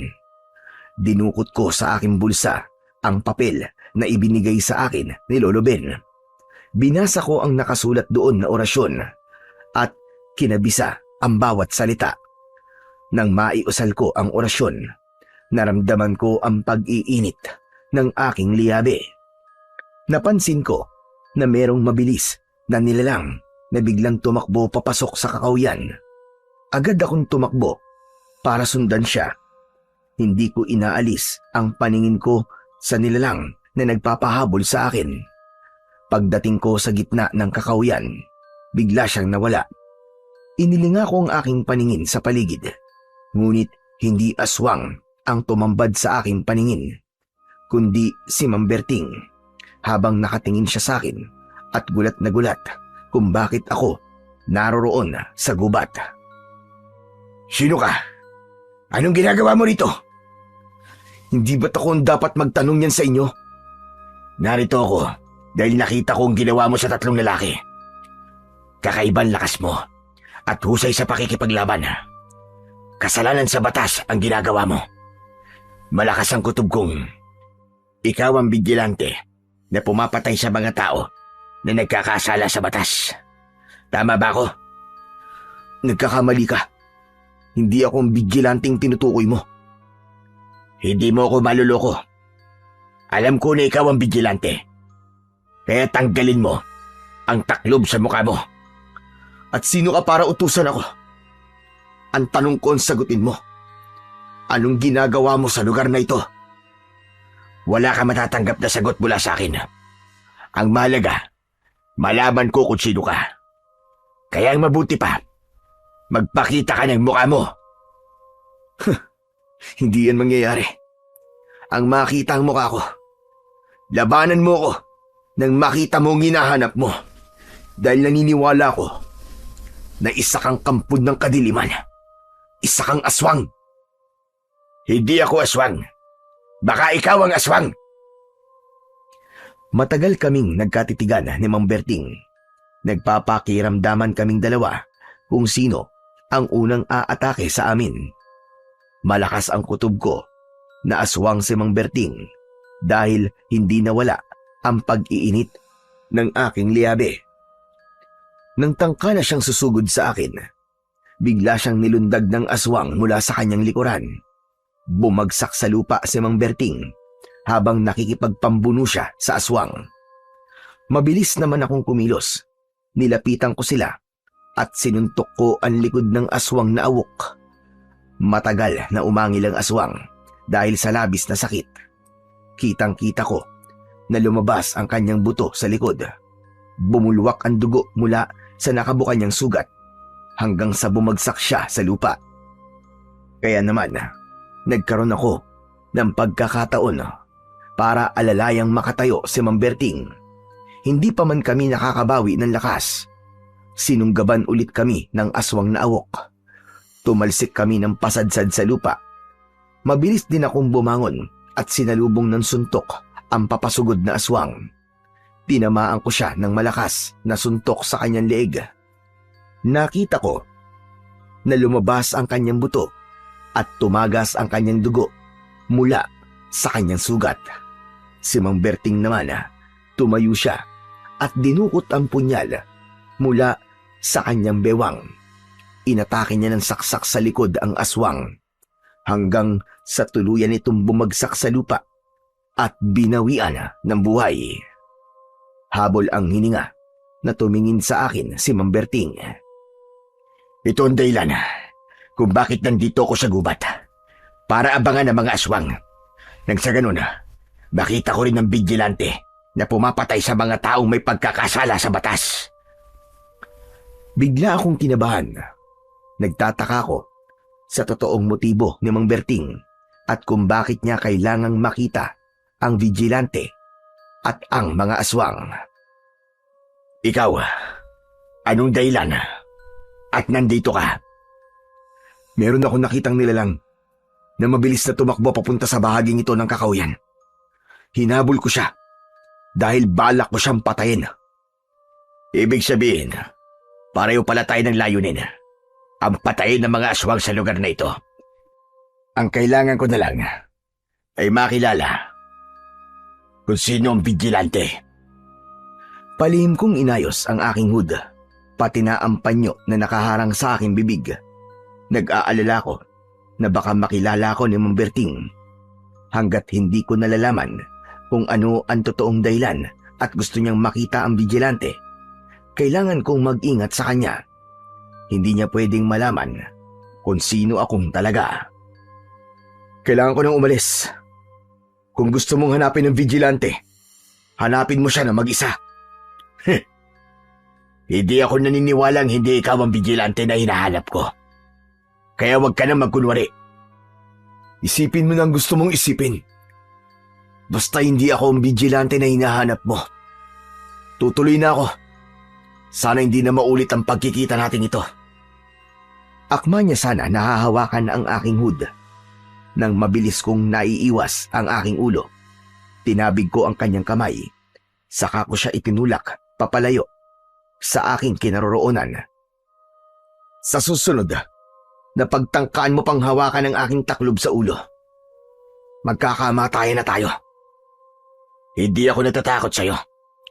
Mas lalo lamang lumakas ang hinala ko na ikaw nga ang taong hinahanap ko. At sa oras na magkita tayo ulit, sisiguraduhin ko sa'yo na makikilala na kita. Itaga mo sa bato. Hindi na mangyayari yun. Mabilis akong umalis sa lugar na yon. Tinahak ko ang daan, pabalik sa bahay. Pagkarating ko sa bahay, agad akong pumasok sa loob ng aking silid at nagpalit ng damit. Taka ko lang naalala ang malakas na epekto ng liabe sa katawan ng aswang. Pinagmasdan ko yun at sinipat sa ere. Kakaiba nga ang kapangyarihan ng liabe na ito. Magagawa ko na may pagiganti si nanay laban kay Mang Randy. Humanda siya. Gagamitin ko tong sandatang ito para patayin siya. Napangisi ako ng nakakaloko nang maalala ang tungkol kay Mang Randy. Mas lalo akong nasabik na makaharap na ang lalaking pumatay sa aking ina. 2 araw ang lumipas, 2 aswang din ang napatay ko. Sa awa ng Diyos, hindi na muling nag-cruise ang landas namin ni Mang Berting. At dahil sa sunod-sunod na paglitaw ng mga aswang na napapatay ko, nagdulot yun ng kaguluhan sa mga tao. Kaya naman, nagpanukala ang aming kapitan na magpatupad ng malawakang pagroronda para sa agarang pagpatay sa mga aswang na awok. Isang gabi, sinundan ko ang mga tanod na pumasok sa loob ng kakahuyan upang mapanatili ko ang kanilang kaligtasan. Ngunit hindi ko inaasahan na mahuhuli ako ng pangkat ni Mang Randy habang nagtatago ako sa likod ng puno. Ha! Napakadali mo palang mahuli, Vigilante. Huwag mo nang subukan lumaban dahil hindi ka sasantuhin ng baril ko. Itinaas ko ang aking mga kamay. Kaya napansin nito ang suot kong liabe. Wala kang dalang ibang armas, pero ang lakas ng loob mong patayin ang mga tauhan ko gamit ang liabe na yan. Alin bang tauhan ang tinutukoy mo? Ang mga aswang ba? O ang mga taong salot sa lipunan na kagaya mo? Halos manginig ang buo kong katawan dahil sa galit. Lalo na ngayon na nakaharap ko na si Mang Randy. Gustong gusto ko na talaga siyang patayin ng mga sandaling yon. Ngunit alanganin ang aking sitwasyon. Konting pagkakamali lang, siguradong tatamaan ako ng bala mula sa kalibre 45 na baril niya. Alam kong ikaw ang pumatay sa mga tauhan ko, kaya wala ka ng kawala ngayon. Pagbabayaran mo na ang pagkakamaling ginawa mo. Sa palagay ko, ako ang dapat na magsabi niyan sa'yo. Pagbabayaran mo ang ginawa mo sa buhay ko, sisirain din kita. At ako mismo ang papatay sa'yo. Nang makahanap ako ng pagkakataon para malapitan si Mang Randy, agad ko yung ginawa sa pamamagitan ng pagsipa ko sa kanyang kamay. Nabaling ang pagkakatutok niya ng baril sa kanyang tauhan at hindi sinasadyang nakalabit nito ang gatilyo. Kaya naman tumama ang bala sa katawan ng tauhan nito. Nang itututok niya sana ulit sa akin ng baril, mabilis ko siyang sinuntok sa braso at dibdib. Kaya nabitiwan niya ang kanyang armas. Isang malakas na sipa ang pinakawalan ko na tumama sa kanyang muka hanggang sa bumagsak siya sa lupa. Pinagtulungan naman ako ng kanyang mga tauhan, pero nakaiwas ako at gumanti ako sa kanila ng tig-iisang suntok na tumama sa kanilang leeg. Sabay-sabay silang bumagsak sa lupa habang namimilipit sila sa labis na sakit. At dahil sa ingay na yon, nakuha namin ang atensyon ng mga tanod. Agad silang lumapit sa aming kinaroroonan at naabutan nila akong nakikipaglaban sa mga tauhan ni Mang Randy. Tumulong ang mga tanod. Kinalaban nila ang mga tauhan nito. Nakita ko naman na tumayo si Mang Randy at kaming dalawa ang nagharap. Sige, magkampiyan kayo. Vigilanteng inutil. Nagtatago ka sa iyong balabal para maitago mo kung sino ka. Hindi ko akalain na isa ka palang duwag. Ikaw ang duwag. Babae lang ang kaya mong patayin. Bigla siyang natigilan nang sabihin ko ang bagay na yon. Kung ganon, ikaw ang anak ng babaeng pinatay ko sa suntok. Pambihira naman o. Mukhang masaya ang una nating pagkikita. Matagal na kitang hinahanap eh. Dahil ikaw ang nagpakulong sa akin. Ako naman, matagal na kitang hinihintay, hayop ka. Dahil ikaw ang dahilan kung bakit gabi-gabi akong binabangungot. Pero matitigil lamang ito kapag napatay na kita. Agad akong sumugod sa kanya. Inatake ko siya ng 2 suntok na tumama sa kanyang muka. Ngunit hindi niya yon ininda. Sa halip, gumanti rin siya sa akin ng suntok. Sa sobrang lakas ng kanyang kamao, tumalsik ako at bumalandra ako sa mga puno. Malakidlat na nakalapit sa akin si Mang Randy. Sinakal niya ako at hinihagis niya ako sa lupa. Halos mapaigik ako sa sobrang sakit ng aking katawan. Kakaiba ang lakas niya. Malakas ang kutob kung hindi siya ordinaryong tao. Isa siyang aswang, kagaya ng kanyang mga tauhan. Bulong ko sa aking sarili habang dahan-dahan akong tumatayo. Sakto na pagtayo ko, sinunggaban na naman ako ni Mang Randy. Tinamaan niya ako sa aking tiyan gamit ang kanyang ulo. Halos umangat ang mga paa ko sa lupa dahil sa malakas niyang pag-atake sa akin. Binayo ko naman siya ng suntok sa kanyang likod. Pagkatapos, umikot ako at sinuntok ko siya sa ilalim ng kanyang baba. Bumagsak siya sa lupa, ngunit agad din na nakabangon. Kaya, nang lumapit ako sa kanya, inatake niya ako ng saksak ng kanyang kuko. Tumama yun sa aking dibdib. Napangiwi ako sa labis na sakit. At dahil doon, hinawakan ko ang kanyang braso para matanggal ang pagkakabaon ng kanyang mga kuko sa aking dibdib. Kaya naman, napatitig ako sa kanyang mga mata at nagulat ako nang biglang magkulay pula ang kanyang mga mata. Kaya pala malakas ka. Dahil isa kang aswang. Anak ka ng teteng. Ubod lakas kong tinanggal ang pagkakabaon ng kanyang kuko sa aking dibdib. Pagkatapos, sinuntok ko siya ng 2 beses na tumama sa kanyang leeg. Nasaktan siya at napaatras ng hakbang. Sumuka siya ng dugo. Nahirapan siyang huminga at dahil sa ginawa ko, mabilis siyang tumakas. Naiwan naman ang kanyang mga tauhan sa kamay ng mga tanod.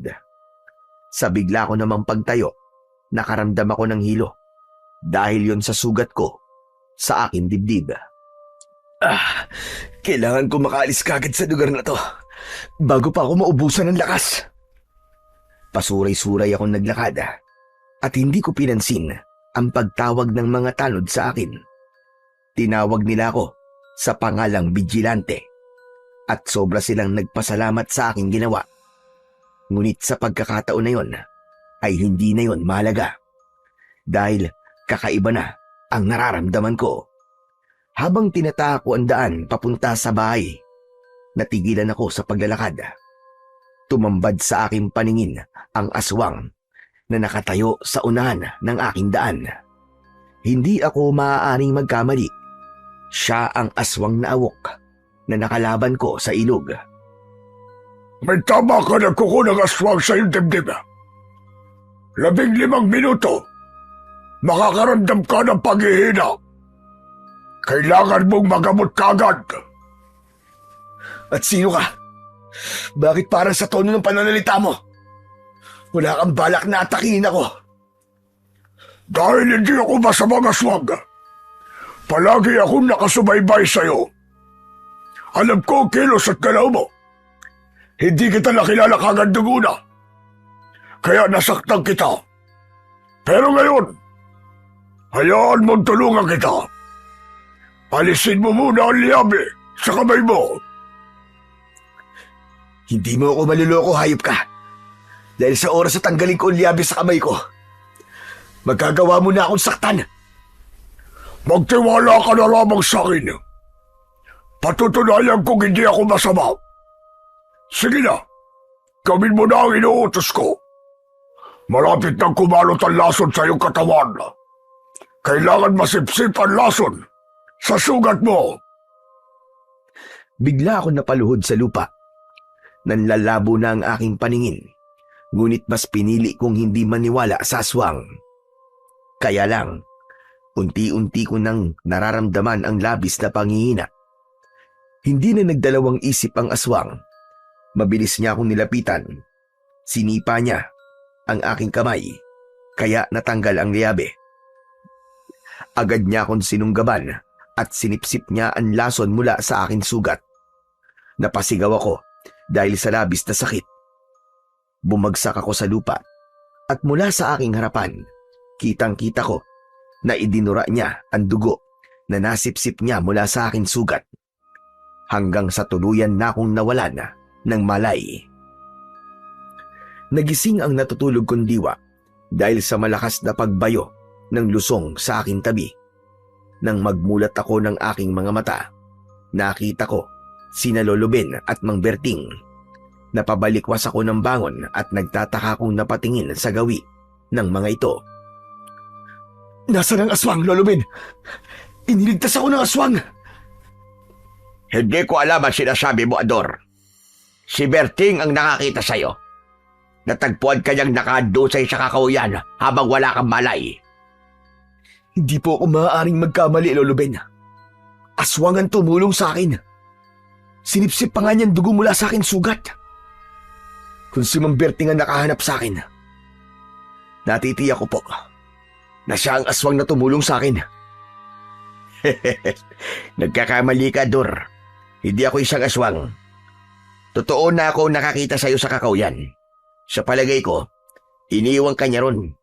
Pagkatapos niyang malaman, naligtas ka na. Huwag na kayo magkunwari, Mang Berting. Sigurado ako na aswang kayo. Teka, nasan pala ang liabi ko? Malalaman ko kung nagsasabi siya ng totoo kapag inilapit ko sa kanya ang liabi. Huwag ka na mag-aksaya ng oras, Ador. Hindi mararamdaman ng liabe ang presensya ng aswang kapag nasa anyo siya tao. Isa lang ang malinaw ngayon.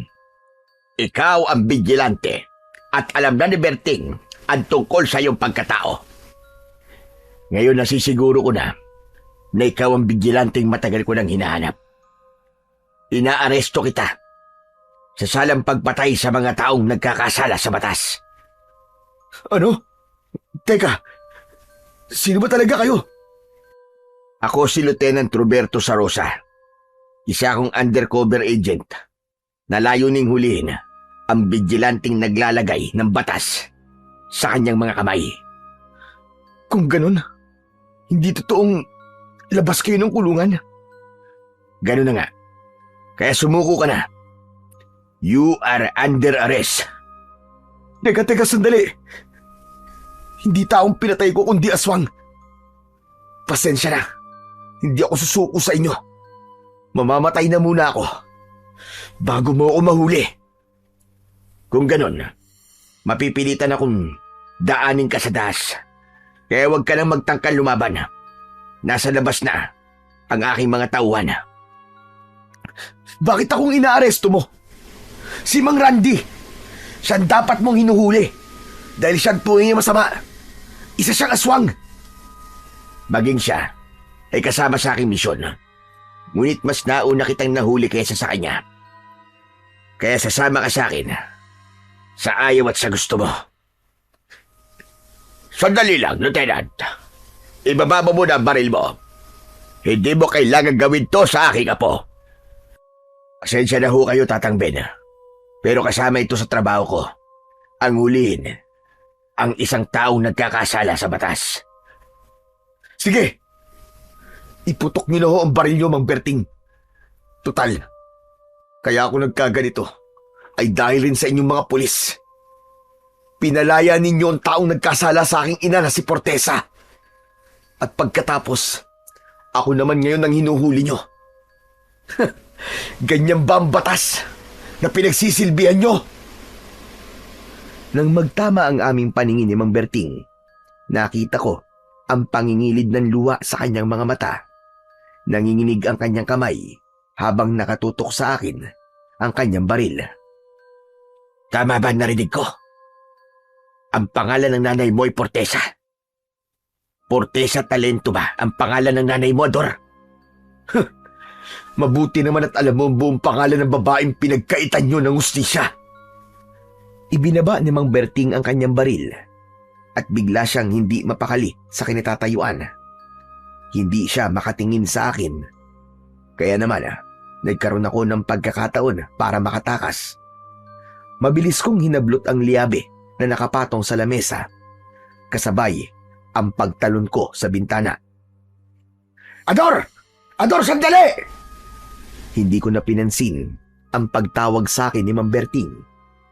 Mabilis akong tumakbo habang hinahabol ako ng putok ng mga baril. Men! Hold your fire! Yun ang huling salita na narinig ko bago ko sinuong ang masukal na bahagi ng kakahuyan. Nanghihina akong napasandal sa puno. Maya-maya pa ay narinig ko ang boses ni Magda. Tinawag niya ako at sinamahan niya akong magtago sa kuweba na madalas naming pagtambayan noon. Maraming salamat sa tulong mo, Magda. Tumango ang babae at sinabi niya na tumatanaw lamang daw siya ng utang na loob sa akin. Ayon sa kanya, ay nakita raw niya ang ginawa ko sa kanyang pangalawang ama na si Mang Kanor. Sinundan daw niya kami ng gabing yun at nakita niya kung paanong naging aswang si Mang Kanor. Matagal na rin daw niyang alam na ako ang vigilante. Kaya raw siya nagpagamot sa akin ay para makita ko ang hirap na pinagdadaanan niya.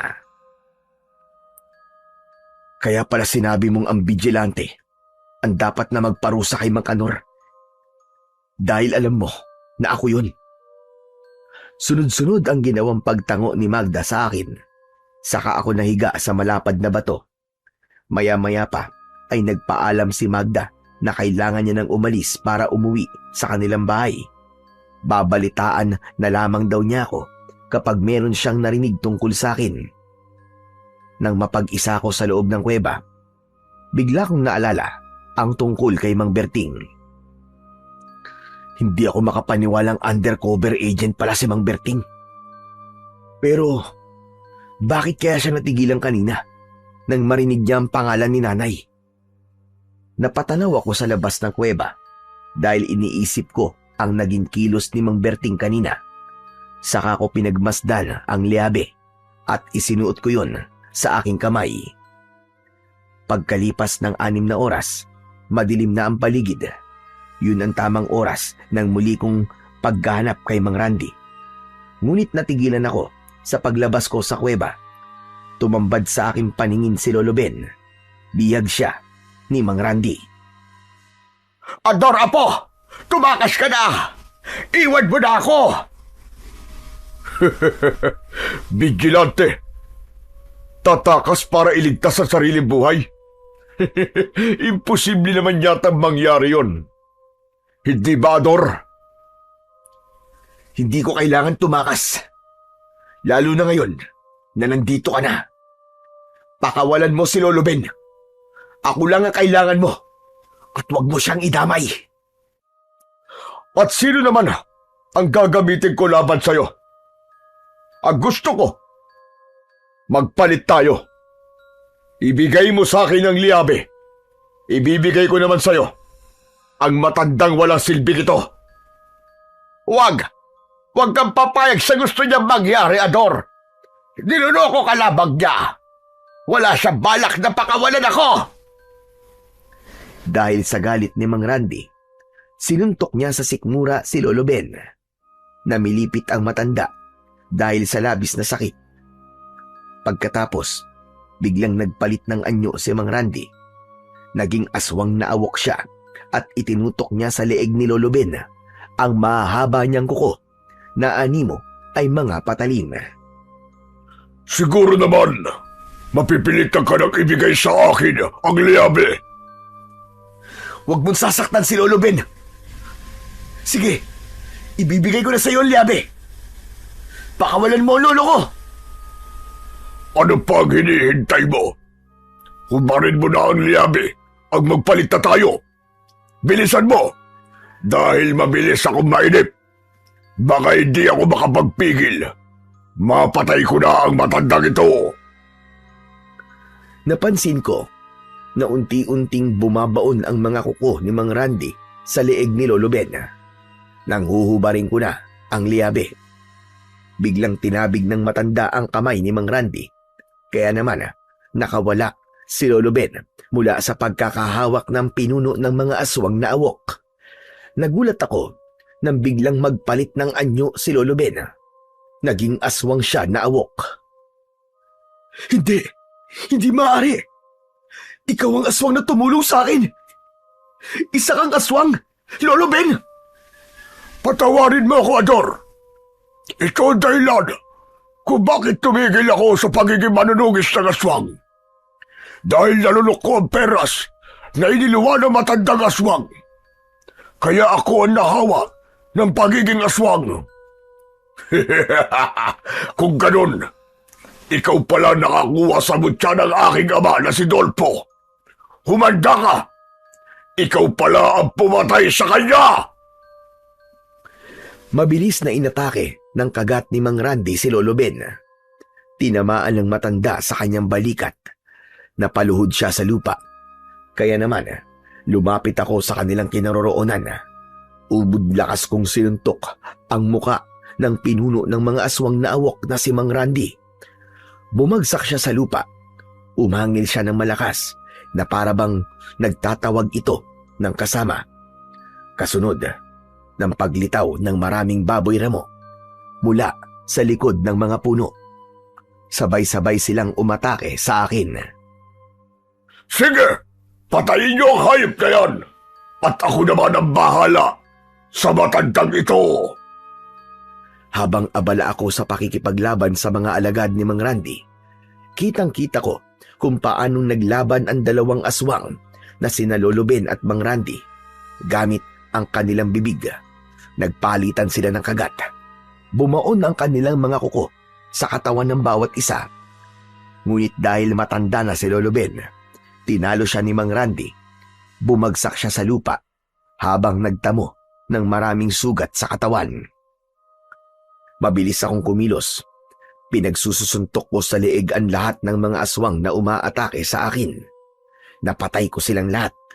Saka ako lumukso papunta naman sa kinaroroonan ni Mang Randy. Tinamaan ko siya ng suntok sa kanyang batok. Tumayo siya at gumanti ng kalmot sa akin. Ngunit nakaiwas ako. Gumanti ako ng suntok sa kanya na tumama direkta sa kanyang dibdib. Bumagsak siya ng pasadsad sa lupa.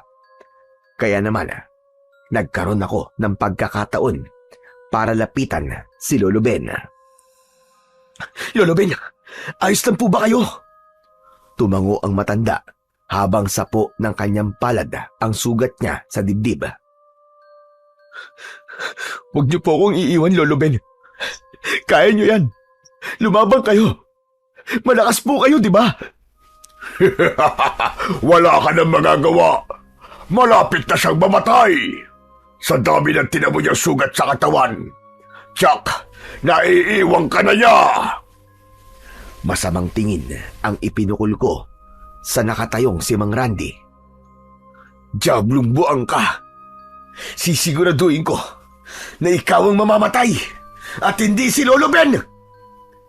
Mabilis akong tumayo at sinugod ko siya ng magkakasunod na suntok.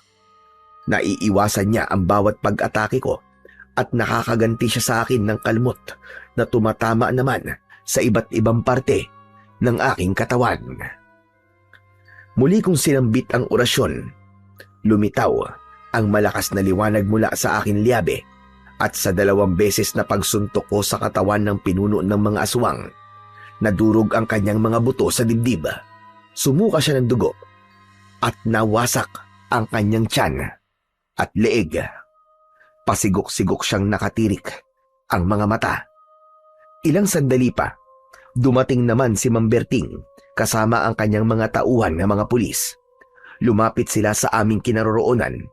Sinubukan ni Mang Randy na gumanti sa akin ng kagat, ngunit naging maagap si Mang Berting. Itinulak niya ako at sabay kaming bumagsak sa lupa. Kasunod ng walang tigil na pagpapaulan ng bala ng mga baril mula sa kanyang mga tauhan na pulis. Halos sumayaw ang katawan ng aswang na si Mang Randy dahil sa mga tama ng bala ng baril sa katawan nito. Wasak at halos magkapira-piraso ang laman nito nang tuluyan siyang bumagsak sa lupa. Nilapitan ng mga pulis ang wala ng buhay na katawan ni Mang Randy. Samantala, mabilis naman akong bumangon at nilapitan ko ang kinaroroonan ni Lolo Ben. Lolo Ben, imulat niyo ang mga mata niyo, Lo. Nakikiusap ako. Habang kalong ko sa aking hita, si Lolo Ben, unti-unti na rin nagpalit siya ng anyo. Sakto yon nang lumapit ang mga pulis. Bagyang iminulat ng matanda ang kanyang mata. Kaya naman, hindi na ako nagdalawang isip na buhatin siya para dalhin sa bahay. Inihiga ko siya sa katre habang kasama ko si Mang Berting. Kung narito kayo para huliin ako, pwede bang tapusin ko muna ang panggagamot ko sa lolo ko? Hindi ako nandito para huliin ka. Sige na, gamutin mo muna ang sugat niya. Lumabas ako ng kwarto at iniayos ko na ang mga gagamitin ko para sa panggagamot sa katawan ng aking lolo. Maya-maya pa ay dumating si Magda at inilalayan niya akong gamutin si Lolo Ben. Lahat ng mga taong tinulungan ko ay dumating sa bahay para tulungan kaming maglolo. Ang mga tauhan naman ni Mang Berting ay nakakalat sa labas upang magbantay sa bahay. Kahit wala ng banta ng mga aswang.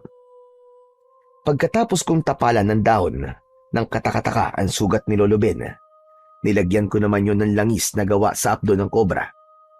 Nang matapos ako sa panggagamot, saka ko lumabas ng bahay para kausapin si Mang Berting. Ngunit nakita kong pinaalis niya ang kanyang mga tauhan. Ligtas na po si Lolo Ben sa panganib. Wala na rin pong banta ng mga aswang na awok sa baryong to. Handa na po akong sumuko. Hindi ako nandito para huliin ka, Ador. Gusto ko lang humingi ng tawad sa'yo. Para saan po ang paghingi niyo ng tawad? Para sa mga taon na wala ako sa tabi mo, anak. Patawarin mo ako. Dahil hindi ko alam na pinatay ang nanay mo ni Randy. Hindi kagad ako nakapagsalita dahil sa labis na pagkabigla. Umarap sa akin si Mang Berting at nagpakilala siya na siya ang aking ama. Nasa misyon ako nang mangyari kay Portesa ang bagay na yun. Hindi ko man lang siya naprotektahan. Pinatay siya habang ginagampanan ko ang aking tungkulin para sa ibang tao. Patawarin mo ko, anak. Hindi ko alam. Hindi ko sinadya na iwan kayo ng nanay mo. Akala niyo ba matutuwa ako dahil sa wakas nagkita na rin tayo? Nagkakamali kayo. Wala kayo sa tabi namin ng panahon na kailangan namin kayo ni nanay. Hindi niyo man lang nga kami binisita. Dahil ayoko madamay kayo sa panganib natin ng trabaho ko. Kaya hindi ko kayo binisita. Natatakot ako na baka gamitin kayo ng mga kalaban ko para matalo ko. Hindi ko kayo mapapatawad. Naiintindihan ko kung bakit masama ang loob mo sa akin, anak. Patawarin mo ko. Yun ang sinumpaan kong tungkulin sa batas. Tungkulin? Para iwan yung pamilya para sa batas na sinasabi niyo, Tay? Hindi ko kayo kailangan. Gawin niyo ang tungkulin niyo. Ikulong niyo ako. Yun ang nararapat para sa akin. Sunod-sunod ang ginawang pag-iling ni tatay habang iniaabot ko sa kanya ang dalawa kong kamay. Umiwas siya ng tingin at tinalikuran niya ako. Hindi ko mapipilit ang aking sarili na patawarin kagad si tatay dahil masyadong malalim ang galit ko sa kanya. Pagkalipas ng 5 buwan, tuluyan ng gumaling si Lolo Ben. Inilihim ko sa lahat ang tungkol sa totoong pagkatao ng matanda, lalo na nang napatunayan ko na hindi talaga siya masamang aswang. Bumalik na rin sa dating katahimikan ang baryo namin. Isang araw dumating si tatay kasama ang kanyang mga tauhan. May dala siyang bag habang seryoso siyang nakatingin sa akin. Sige na, lapitan mo siya, apo. Hindi maganda magtanim ka ng sama ng loob sa iyong ama. Oo na po. Huwag na lang kayo maingay. Ay, nako. Sige na. Maiwan ko na kayo at ipaghahanda ko na lamang kayo na makakain. Isang matamis na ngiti ang isinukli ko sa sinabing yun ni Lolo Ben. Pagkatapos ay muli akong tumingin kay tatay na nakalapit naman na sa akin. Nag-file ako ng leave para makasama kita, anak. Bala ko sanang isama ka na sa Maynila upang makapag-aral ka at matupad ang pangarap mo na maging pulis. Pasensya na po, tay. Pero hindi ko po maiiwan si Lolo Ben. Tsaka mas gusto ko po maging albularyo. Sigurado ka ba, anak? Opo, tay. Nang mapagtanto ni tatay na maayos na akong makipag-usap sa kanya, bigla siyang napahagulgul ng iyak at kinabig niya ako para yakapin ako ng maigpit. Akala ko, hindi na darating ang araw na ito. Ang makasama ka at tawagin mo kong tatay, anak. Huwag na po kayo magdrama, tay. Hindi naman po bagay sa inyo eh. Masaya lang ako, anak. Ipinagmamalaki kita dahil nabigyan mo ng hustisya ang nangyari sa nanay mo. Ngunit mali pa rin po ang paraan ko ng paghahanap ng hustisya, tay. Kasala po ako sa batas at sa mata ng Diyos. Humingi ka lang ng tawad sa kanya, anak. At agad kang patatawarin ng Diyos. Sige na, pumasok na tayo sa loob ng bahay. Naaamoy ko ng nilulutong ulam ni Tatang Ben.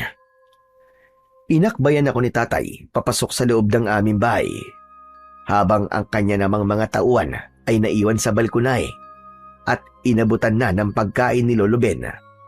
Masaya kaming nagsalo sa pagkainan. Napatunayan ko na masaya pala ang buhay kapag inalis ang galit sa dibdib, lalo na kapag kapiling ang pamilya. Hanggang dito na lamang po ang aking istorya. Lubos na nagpapasalamat, Ador. Maraming salamat po sa walang sawa niyong pakikinig at pagsuporta sa aking mga YouTube channel na The Voice Addict at mga kwento ni Apong Isaac.